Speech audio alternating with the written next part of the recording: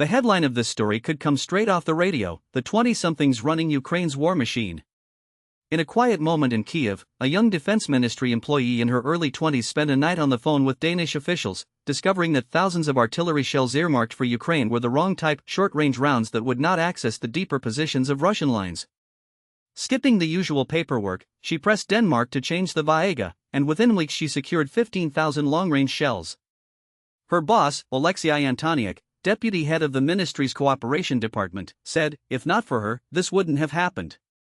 These shells could mean 1,000 Russians dead." Antoniuk himself is barely older, only 24. Together, they represent a seismic shift in Ukraine's defense sector, as men and women under 30 gradually displace a Soviet-era old guard. They are now the driving force behind the war effort. The shift is evident at every level. 20-something engineers design sophisticated drones, and young entrepreneurs turn prototypes into production lines, often leveraging their Western education to attract foreign funding. At the ministry, fresh graduates cut red tape to push weapons forward. This culture of rapid innovation is a product of necessity. Ukraine can't outmatch Russia in manpower or firepower, so it bets on technology. The new generation's influence reached a tipping point last Thursday when they took to the streets to protest the ouster of Defense Minister Mikhailo Fedorov.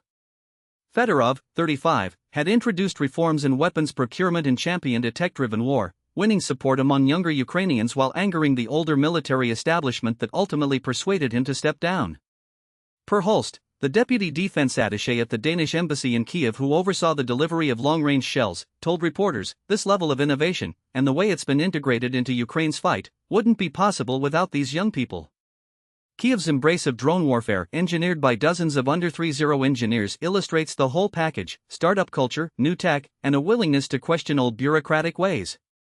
This generational divide runs deep. While older officers often insist on traditional procurement channels, the young cadre thrives on flexible, rapid decision-making. They see the battlefield as a place where software updates and mini-drones can offset sheer numbers.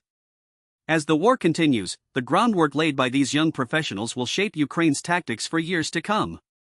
Their blend of Western education, entrepreneurial spirit, and unshackled innovation is already proving decisive against a larger foe. In closing, the story reminds us that, in conflict, the most unexpected players can become the key architects of victory. The 20-somethings running Ukraine's war machine are not just shaping blades and barrels, they're reshaping the very strategy of modern warfare. Thank you for listening. Stay tuned for more on how this young generation keeps nanodrones and artillery shells racing to the front.